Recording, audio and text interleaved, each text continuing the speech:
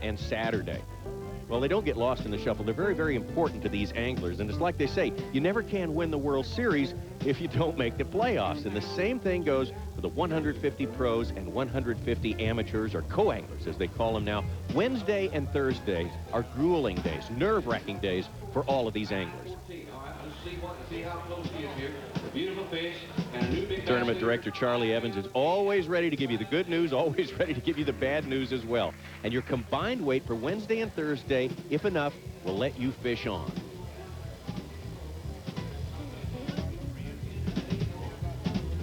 Now, you normally only see these faces after qualifying, once they're assured of a decent paycheck. But right now, boy, nobody knows. Big crowds gather for this spectacle, and today we see the young and old of the Hibden family. That's Guido and his grandson enjoying a look at this keeper before his release.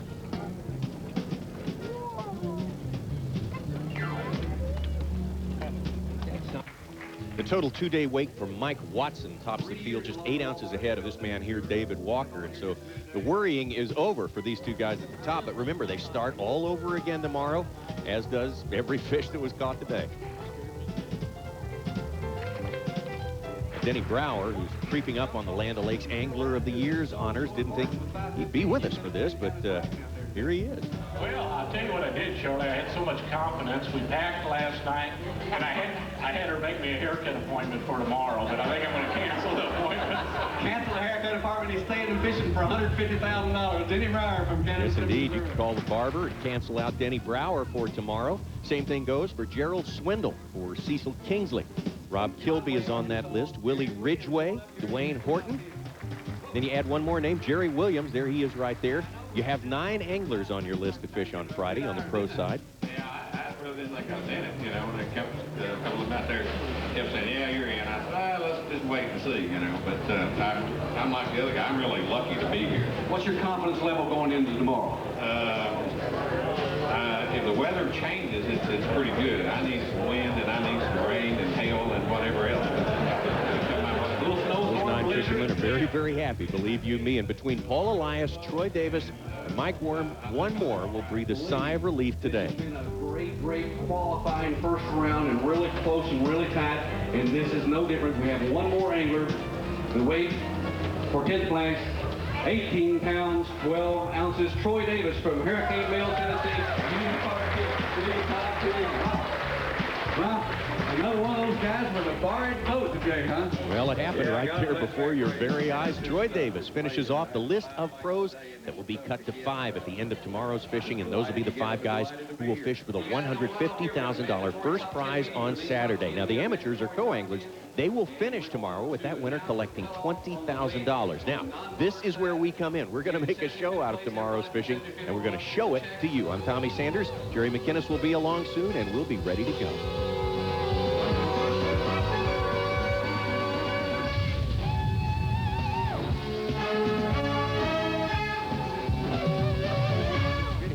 Bentonville, Arkansas, the home of Walmart, and the very first Walmart Open, and it's a special time for us out here on the Walmart FLW Tour, especially because of the $150,000 first prize this time around. The whole purse is a dandy, Tommy. It is a great one. The 5 guys who get to fish on the final day are going to be some very skilled and very lucky guys indeed. And I love the fishing up here, and of course this is kind of my part of the country, so I'm kind of tuned into the lakes through the Ozarks, and below us here we've got Bull Shoals Lake, and then Table Rock, Tanacoma, and then bam, there sits beautiful Beaver Lake, which this event is on. And most of our tournaments in the past few months have been on river systems, yes, which, boy, is a completely different style of fishing, way of fishing than a true reservoir, and Beaver Lake is a pure reservoir, and so it'll be really interesting to see how things change. Yeah, one of the most beautiful reservoirs in the country, too. We're in some gorgeous scenery throughout this program. And, you know,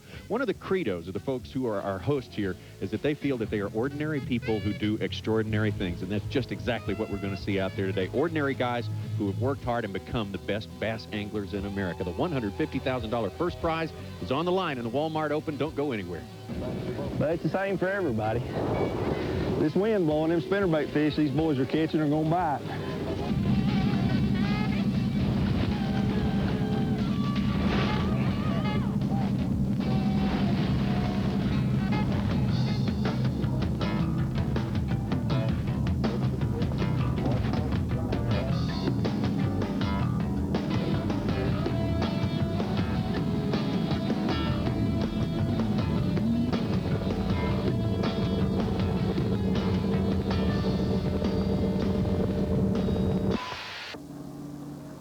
Our day starts with amateur Teddy Harrison and number 5 qualifying pro Cecil Kingsley. Teddy, there's a lot of stuff in the water just off the bank here. We're setting in about 15 to 20 foot of water, and the fish have been right against it. Jerry, tell us what Cecil's talking about there. What's he trying to get Teddy to do? Well, first of all, he's been awful free with his information with Teddy. This is a style of fishing where anyone can catch these fish. There's one. That's a good one, too. And Cecil is actually fishing for fish that are away from the bank. Well, I'm sure we're going to see some guys fishing way back in that trash, but they're fishing for suspended fish. And I think that Cecil's probably fishing with a rogue there, and they'll try to get it down in probably 6, 8 feet of water and actually keep it in that depth and just barely move it along. And as I say, Teddy's got a good chance at these fish. Teddy, did they tell you about that duet we have to do today? No. Oh, you're required on the first day. Yeah. If you have a camera boat on you, you have to sing a duet. What songs do you know? None. They didn't tell you? No, I'm telling the truth. I come out here to fish. I didn't come out here to sing. No, it's required.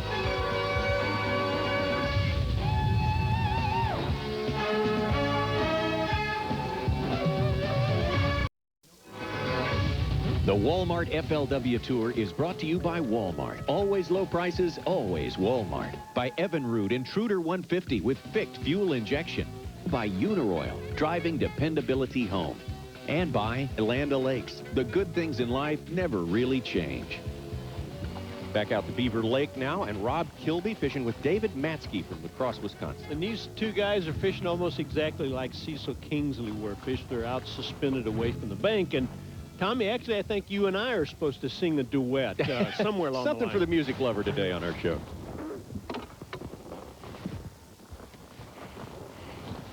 Well, have a nice day. There'll be no more of that. Golly. Ever see a big guy move that fast? Pretty good. Dave's got some moves. Darn it. Well, Gernot is right. There are not that many good bites to be had, not on a day like today, and Rob Kilby misses the first one. Going to switch now to a spinnerbait fishing whiz from Alabama. This fellow's name is Gerald Swindle. Chris Rand is his co-angler in the back of the boat. He's fishing up War Eagle Creek, fishing totally different than everybody else now. He is back here in the brush after largemouth. You have to be careful where this big 3/4 ounce spinnerbait, this number 7 willow leaf. I was thinking it'll whirl back out. Thing aggravating to throw, man. They catch him, but it's a job. But I tell you what, it's a whirly-birder.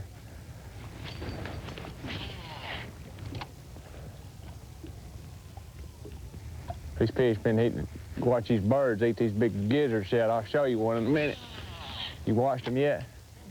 They're getting them big gizzard shads. I said, I'll just go to me a big spinnerbait, and I started getting them biggest bites. I figured it had something. You watch them shad around these bushes, they're all big. Of course, I may not get a bite on today, but I've been biting it for 2 days. Damn. Bunch of them right there, about 12 inches long, trying to grab it.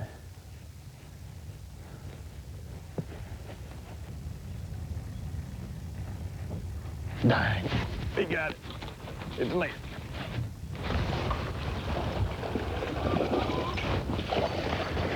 Atta boy, come to me, come to me. He boiled on it the first time, didn't get it. I was wondering if he's gonna come back and get it, and I dropped my rod. He kind of made the skirt flare out a little bit, and he seemed to get it. Did you see that net man at work? I seen that. Whew. Thank you, Lord. Thank you, Lord. Get my glasses and Appreciate it, man. I was ready. Well, that's what I like. My spinnerbait ain't all bent to pieces. That's what I like about that bait. Uh-oh, lost my trailer hook. That ain't good. I even think the cameraman seen it too. The fish come up and really got after the bait and didn't get it, and I dropped my rod and he turned around and got it. So, one thing we gotta remember, when you're fishing it fast and you're keeping it up, you better throw a trailer hook because they don't always get it. because it's more of a reaction than it is anything. And then you scramble around in your boat, hunt your pliers you bought at your local Walmart last night because you're running out. I do my trailer hooks a little different. Of course, I use the eagle claw so you can bend it.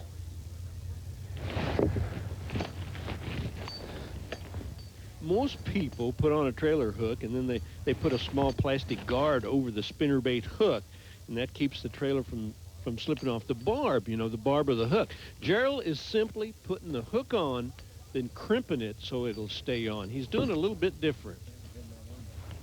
I just turn the eye sideways and just start crimping it around, and it lets the lets that hook rotate wherever that other hook goes and run in line instead of doing it with the modern rubber where the rubber gets sticking out either side of the other. So I throw an eagle claw so you can bend it. And you don't ever have to, I mean, every now and then you might throw one off like I just done, but you bend it on there right, you ain't got to worry about it. Beautiful waterfall there. Kingsley and Harrison right here at this locale, enjoying the beautiful Beaver Lake scenery, letting this waterfall relax them, get them ready for the big duet we've got coming up a little bit later on. Actually, Cecil, he is all business, and he has thought his day out very carefully. I needed three things to come this direction. I needed wind, I needed clouds, and I was hoping for rain. And I decided last night, when I heard the weather forecast, I was going to have one of the most important, and that was the wind.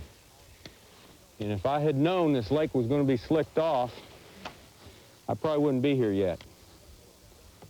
You know, we're going to see a lot of guys miss fish today, Tommy, I'll bet. And the reason for that is a lot of these fish are little spotted Kentucky bass, and we need to explain that the largemouth, and I'll bet anything this is a spotted bass right here, because he's fishing in a place and with a method that catch spotted bass. But anyhow, all they have to be is 12 inches long.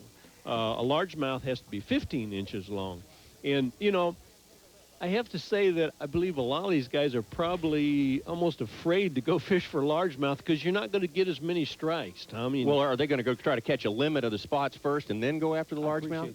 That's the ideal situation. That is what Cecil's doing, probably what Rob's doing. They're going to try to catch a limit and then go fish for largemouth. But if you fish for largemouth, you're not going to get as many strikes. Three more like that, and I've got a chance to do what I wanted to do today.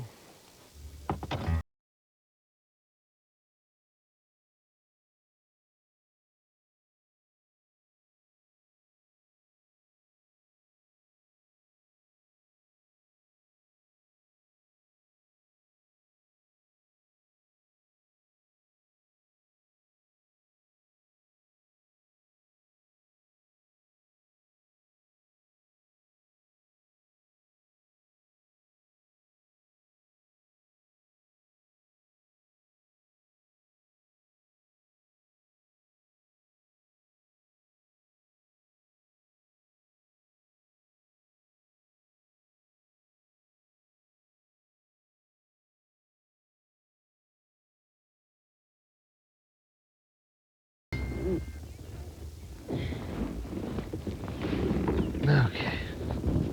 Man, don't you know Rick Marsh is wondering what David's gotten him into here? Yeah, and now this is exactly what I was referring to earlier. The guys fishing for largemouth are going to be back in this junk, just as deep and as tough a place to get in as you can imagine. The guys fishing for spots most likely are going to be in front of this stuff. So you may get only 4 or 5 hits, maybe 5 hits would be a lot back in there, but they'll most likely be good ones, and you know, they'll be from 2 to maybe even 5 or 6 pound fish.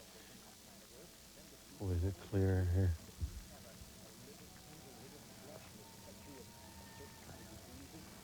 Crystal clear. David's working a real heavy jig, 3/4 ounce jig, and he's trying to bounce it down through the pine needles and the brush and hit the bottom in 2, 3, maybe even 4 foot of water. We've had a lot of floods up here. He bounced it in the right place now. Bingo. We've had a lot of floods up here, and the cover's coming right up with the high water. I seen that fish coming to it. Did you? He come from way over behind that cedar. I seen him coming to the bait. It was that deep. Good job, David. Thanks, Good man. job, buddy. There's the first one. And early, too. Early, ain't that cool? That's cool. No room for casting back here, just flipping and pitching, and it's really hard on the guy in the back of the boat. It's hard on the M here. He has a hard time of dropping his bait in the right time, and you know what, Tommy? David kind of thinks this is cool. Did you get that impression? I sort of get the impression. He said it about 50 times. Yeah, early too, ain't this? Look at me shaking. I've done this 7 times. I still love it.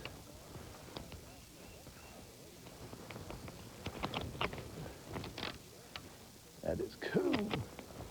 That's 3 bites in this little spot.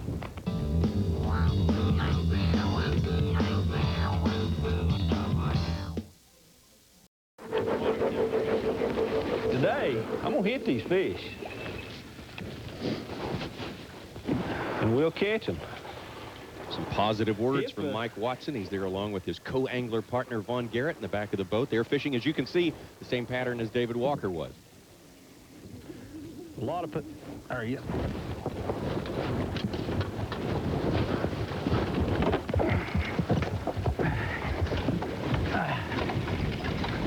Oh, God.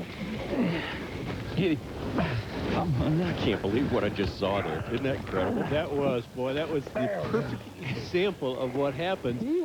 And then all heck breaks loose. Yeah, that's the Chinese fire drill right there on the boat, but it worked for them. It's some rough stuff back there now. Look here. He ate it, didn't he? That's what happens sometimes when you push hard on equipment.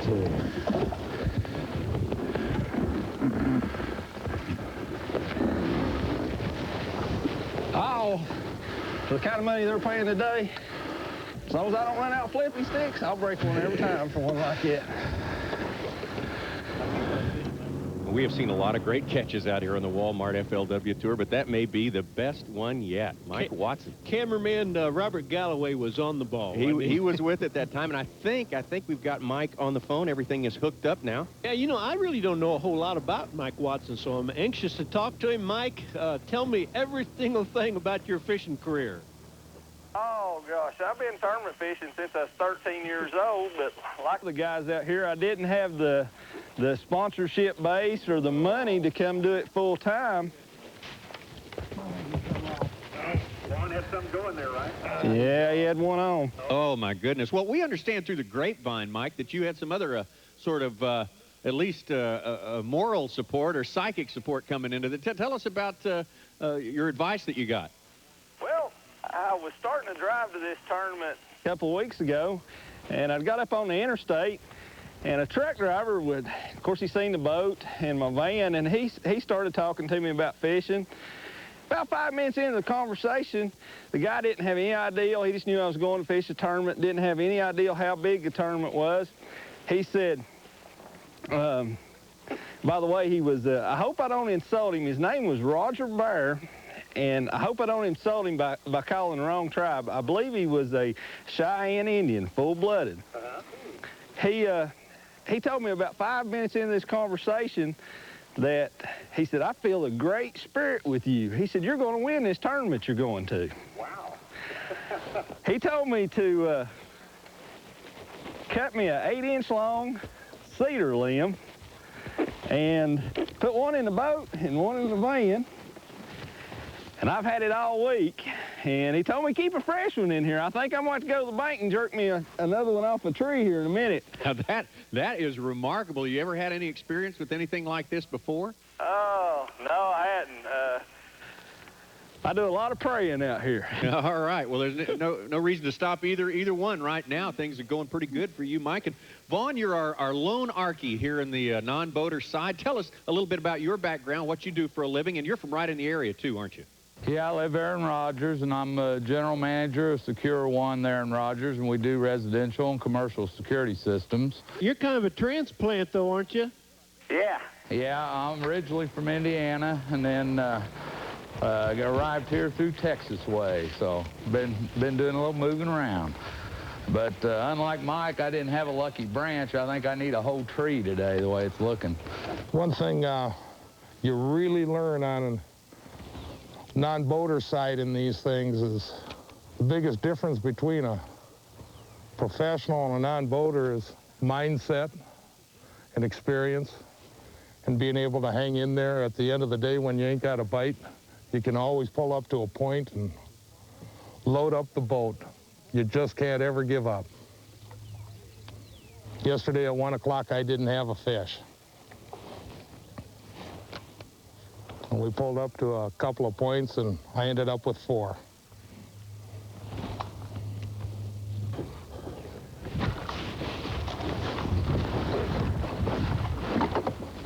Oh, no, it came off. Yeehaw! Now, Rob Kilby, you told us that wouldn't happen again, but there you go, missing another fish. Man, That's tough. Rob's having a tough day. Yeah. Hey, he's in a good area. That's a big plus for him. He's a very good fisherman. He's figured out a way to get some strikes, so there's plenty of time for him. Hey, you know what? He needs to be like the 2 guys that are doing so well that are leading this thing today. Maybe get him a cedar bush and put in his boat. Vaughn Garrett from right here in the Rogers-Bentonville area, and Mike Watson from Bluntville, I Tennessee. don't know what to say about Mike. I don't either. I mean, that is remarkable. I mean, he's one to watch, that's for sure. There we go. He'll catch him one now. Mother luck. If he makes our top 5, we're going to pay a lot of attention to him. We're all going to be sort of looking for cedar trees somewhere on the horizon.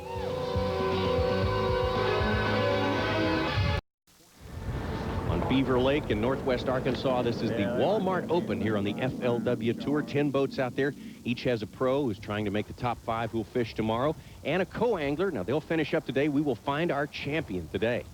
And Swindell has left Eagle Creek. He's down at Highway 12 Bridge trying to catch spotted bass now. Let's get ready to rumble, boys. Them ain't gonna get the big cheese, but they'll make me breathe a lot easier here in a minute. I didn't get a good look at that, but it sounds like he's still got that spinner bait, Jerry. Well, and again, he's fishing for spotted bass around these bridge piers and trying to catch his limit. Oh, man. You're killing me, babe. Trailer hooks and all.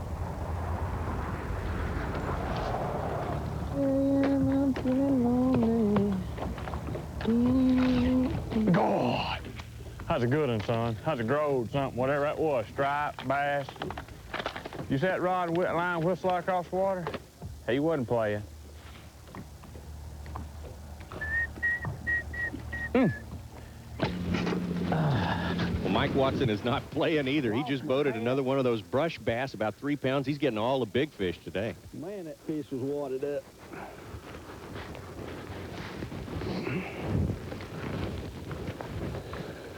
Thank you, Lord. Thank you. Ain't as big as that other one, but I'll take it. Yeah, I'd say. Now I'll try to get my hat.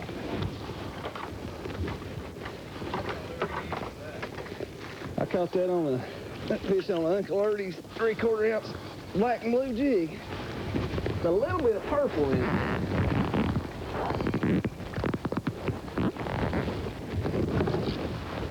I fished for that fish every day this week. The last 2 days of the tournament. And hadn't been able to get her to bite. I had to put a lot of, those logs are laying side by side. I couldn't get them to open up, let her head come through. Oh, Just scold him. I'm gonna catch me 3 more of these little dogs and go down here and get to flipping me some maps.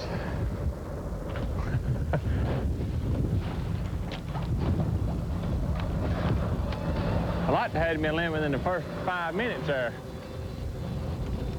Boys down there eating my lunch up. I'm about to go back and try them again in a minute.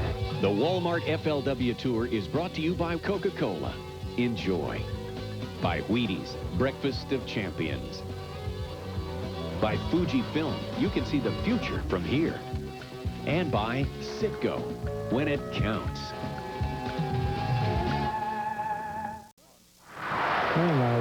Tennessee. I live over in North Carolina. This is the first year that I fished on the amateur side, the FLW. And I did it mainly so I can fish with guys like David. Can show me how to bass fish, become a better fisherman.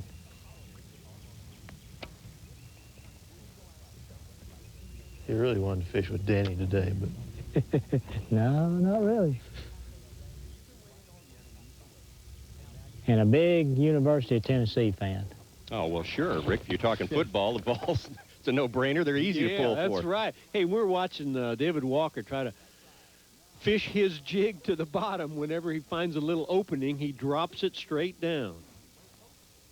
A lot of times they'll come right up through that stuff, like you're rat fishing or something. It's really cool when they do that.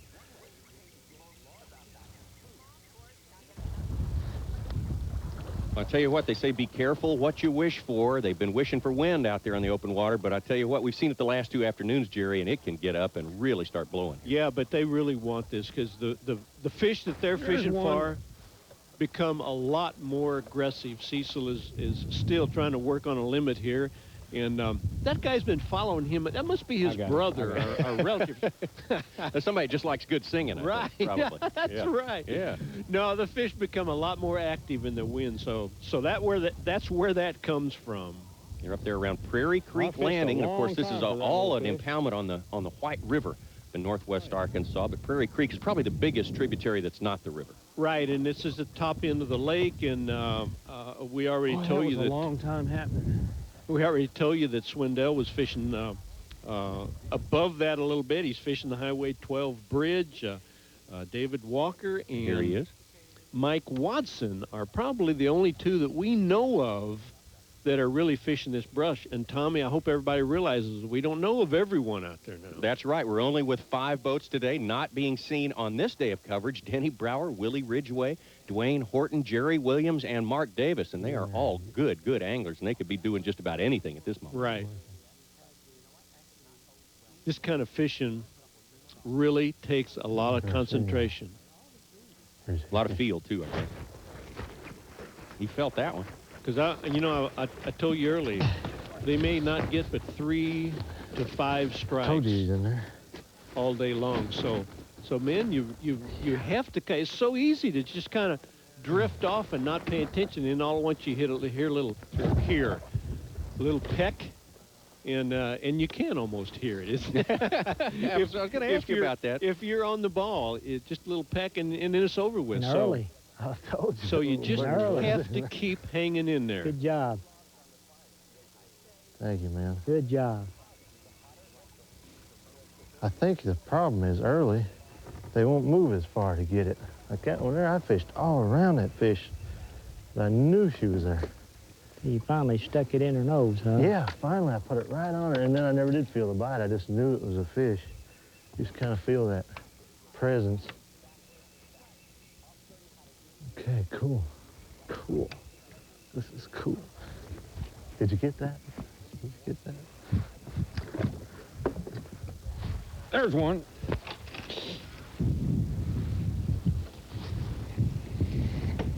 Cecil Kingsley is inching toward a limit now, and that probably means he will be with us for the finals next week. Don't miss that. Warming up really good out here, so there's a chance for everyone and everything to get out and get a look at the Walmart FLW Tour. Yep, that one's definitely a floater.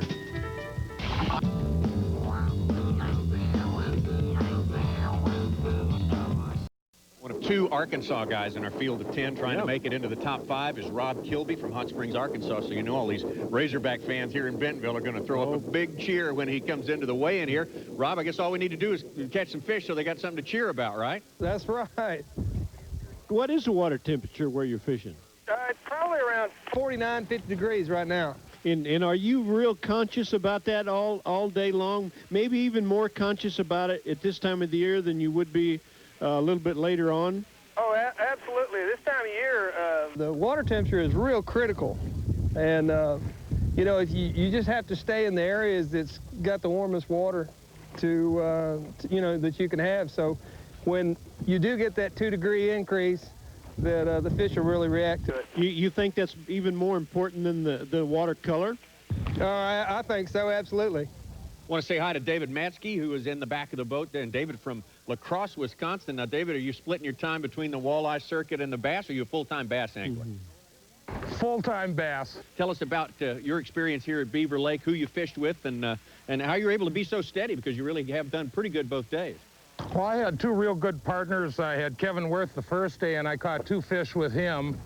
And the second day, I had Dean Starkey, and he was an excellent fisherman, too.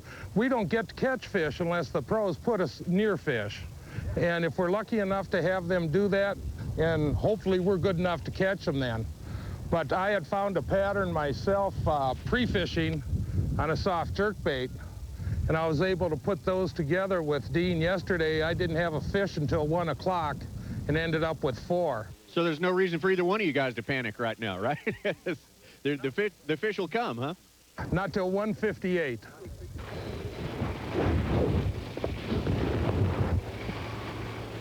Couple pieces of pork down in there I hadn't forgot about putting in there. I'm a firm believer in attractants. As long as it says bang on the side of it. Well, Mike Watson, whatever you're doing, and you've been doing it for 3 days now, my advice to you is just stick with it. 15 pounds on the first day, 12 pounds on the second, and boy, you are on your way today as well. You just mentioned it and I caught one.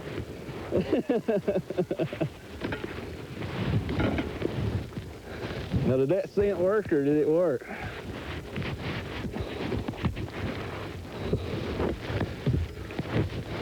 I believe there's no question that fish should go. Thank you, Lord. Thank you.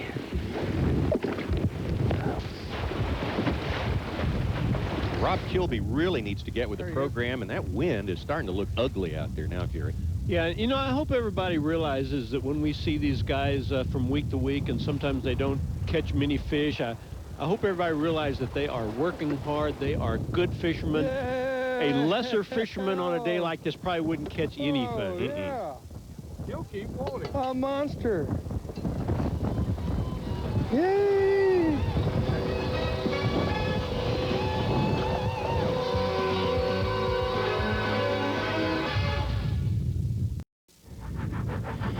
That helps, boy. I'll say it helps. Another fish for Cecil Kingsley. He's looking better every minute there. And that wind is, yep, man, is howling, isn't it? He wanted it. He really did. And so now he will catch a limit into these circumstances, just sure as the world. I bet Rob Kilby will, too, if he's got plenty of time left. Up there, it's his brother again. And it's been critical all week that whatever bait you're using, you suspend. See, I've got suspend or strips on this. This bait will set perfectly still in the water. The reason I'm using a bigger bait right now is because I'm trying to catch bigger fish, and that's the way it's worked all week. But they'll eat a deep junior, which is a pretty small bait. They'll eat a regular thunder stick, and I'm just trying for the big flash here. You ready, Teddy? Yep, ready. Got her tied on? Let's go catch you some fish. I think we can catch you a limit here real quick. You got a chance of winning this thing right now. That's the only reason I'm staying here. Actually, that's not true. I'd go through here again anyway, because there's a chance I catch another good one. We mentioned earlier the 5 boats we're not able to cover today. The 5 we are covering each have a co-angler in there, and they are all having a bad day, just horrible. Have we even seen a fish caught by the non-boaters yet? No, we haven't. I don't believe we haven't. That's a largemouth. No, that's a spot. And actually, Rick ought to be catching some fish now, because he's... Things is looking better for the home team. Gerald gets a little excited. Yeah, he's an excitable That's boy. a fat spot for up here. I mean, that's a butterball. His gut don't look nothing like mine, does it? All right, all right. I can't say that, but he can. Well, you know, I started to say that Chris ought to be catching some fish because he's in the open water. He's got a good opportunity. I need 2 more of them, and I'll have, if I catch me 2 more pounders, I'll have 5 that'll weigh about 9 pounds. We sweating at the end of it, we'll have to go hustle, buddy. Got him? Yeah. Well, looks like it could be a fish for the back of the boat. Yes, Finally. yes. All right. Spotted dog. Chris Rand finally racks up one for the co-anglers. And they are fishing that bridge pier. You can hear the cars going over. Yeah. Huh? He do that board. You ain't got to measure that, son. The day you have to start putting them on the road. Those spotted bass Yeah. only have to be 12 inches long now. Gerald says it's all right. He's got one for himself again. There we go. Boy, these guys are starting to score now. Hey, and this is tough now out in the wind to feel exactly the way they're fishing. The other guys fishing suspended baits. Bad, old thing. Those He's fish will short. just come up and hammer the lure and almost catch themselves at times. When you're fishing a spinnerbait in the wind in a little bit of depth for spotted bass on top of everything else, it can be a little tougher. So That's a big old spinnerbait, too. man, it is, isn't it? You know it's blowing out on the lake when the roof's about to come off our tent here, Gerald. Hold on, man. Gerald Swindle and Chris Rand are out there not too far from the Highway 12 bridge, the first big structure there from our weigh-in site there at Prairie Creek. And but the first stop actually was the place that you really struck gold there, right? Right, Gerald? Yes, sir. That was my place I'd fished the first 2 days of the tournament. And that's where the big fish have been showing up at. But this morning, we just got one big fish out of the whole morning, so we made an adjustment. I thought I'd run back down here and try to catch a couple of spotted bass and just see if I could hold on. And we come back down and caught 3, and now we've moved off that pattern, and we're trying to catch another big fish. Gerald, let me ask you this. Explain to people how you would fish for a largemouth and how you would change your tactics to fish for a spotted bass. Well, when you're fishing for the largemouth in this type of lake, which is, I live on a lake a lot like this at home, so I get to study both habitats, how they want to react. But a largemouth's going to stay basically in shallow water. This time of the year, he's really trying to move up on the bank. You want to throw a little bit bigger bait, sometimes heavier line, and you want to fish more structure-oriented stuff. And the spotted bass, we come back down, we fish for suspending fish. It was just isolated around maybe a bridge column or a off edge of a bluff or something where they just suspend under the shad, and you just throw to them and make them come get it. And it's a totally different technique because they react a lot different to a bait than a largemouth does. Gerald, before we get you off the line here, I definitely want to talk to you about the sportsmanship out here on the Walmart FLW Tour. We know it's at a very high level, and you were the beneficiary of some really fine sportsmanship yesterday, weren't you? Yes, sir. I think that's something that was displayed yesterday that you will see probably only in the fishing world. You don't see that kind of sportsmanship in any other thing you see on TV or nothing, but I had a good friend of mine give me his boat and knock his own self out of the money to see me go on and try to win. So I think that goes to show what the sport of fishing's come to and the kind of people that are out here competing. Chris Rand, I know we've seen you at a lot of these events, and the word I think of when I think of you is always pumped, always excited and ready to go, and I'm sure today has probably been the most hyper day so far for you, hasn't it? Kind of. I was pretty relaxed this morning, and I'm getting a little more and more nervous as the day goes on. I just caught a little spotted bass, and it made me feel a lot better. I got my confidence back, and I'm ready to go. Tell us how long you've been tournament fishing, Chris. I've been tournament fishing since 1988. I started out fishing clubbing up in Maryland. I got about 5 years of experience on the Potomac River and the tidal rivers on the eastern shore of Maryland. Then I moved down to Florida after Hurricane Andrew. And I got a lot of Florida now, and I'm basically in this learn impoundments and as much as I can from these pros. I'd like to one day become a pro and do this for a living.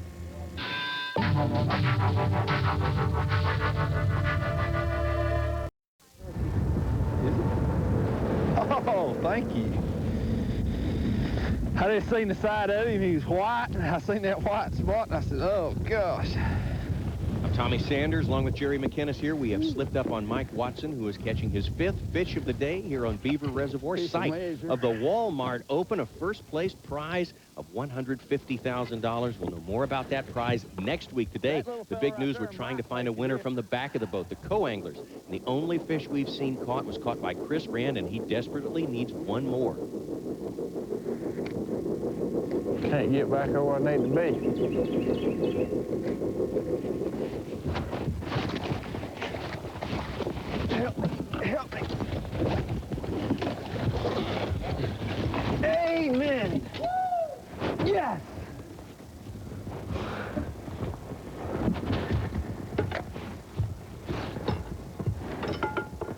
That's how you net a fish, boys.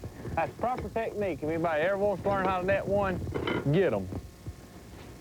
Chris Rand is not thinking about techniques of netting right now. He just knows that he has a chance.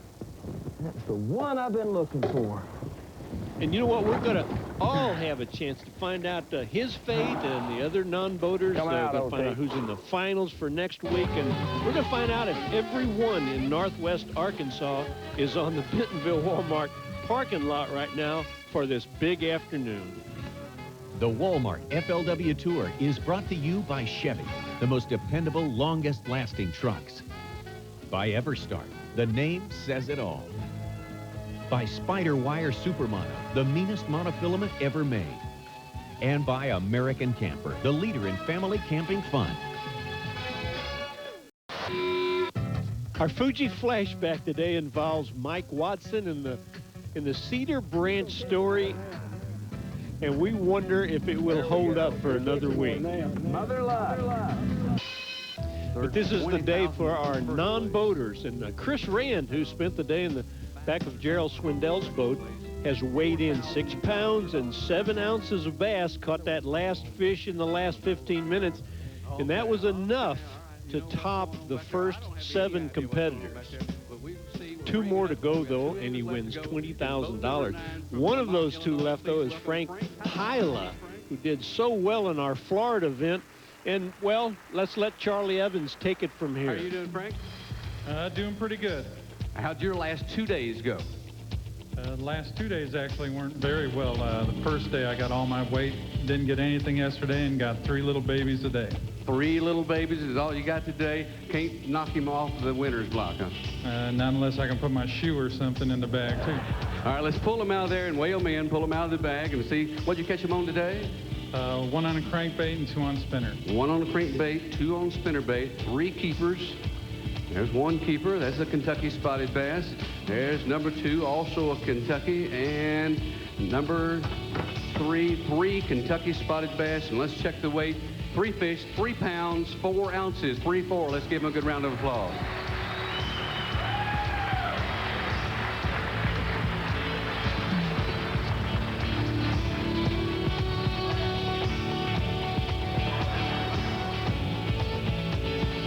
And I know now we're down to 1 angler. This is the guy I'm worried about. This is the guy. This is the guy that's really got you concerned. All right, your weight is how much? 6 pounds, 7 ounces. 6 pounds, 7 ounces. So he's got to have 6'8" to knock you out of the champions. I'm worried. Are you worried? I know what he's got. You know, all right, well, I don't have any idea, but if you know what he's got, I want you to get over here where you can see these scales really, really close. So let's bring him up here. The one guy that can win from Tyler, Texas, Robert Pirtle. Come on up, Bob.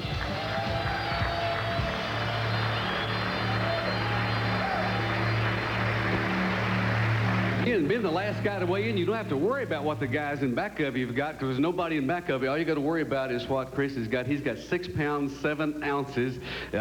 One of you is going to win $20,000. Do you have enough? I really don't know. Do you know? You don't know? You don't know? The only one way to find out. My pro says I do. Well, he don't have the scales. We've got the scales here. Let's pull them out of there. How many do you have? 5. And what'd you catch them on? Spinnerbait. 5 fish caught on a spinnerbait. And let's watch the scales really closely here, Chris. You need to watch the scales real close. Pull them out of there. There's number 1. That's a real small fish. That's less than a pound there. Here comes, there's number 2. That's a little bit better fish there. We've got 2 fish that's pound. This is going to be close. Here's fish number 3. You're going to have to pick up here. You're still less than 3 pounds with 2 fish to go. Here's number 4. 1, 2, 3, 4. We're in the 4-pound range. We need a 2.8 to win $20,000. Pull him up there. Let's have a look at him. Oh, man, this is going to be close. This, hold him up there where we can see him there. This is really close. Oh, boy, this is too close to call. This is, what do you think? Hurry up, they're drying out. All right, hurry up. Let's put him in there. 6'8" wins, 6'7" ties, 6'6" takes in second place, and let's check the weight. And the weight, 6 pounds, 5 ounces, air winner,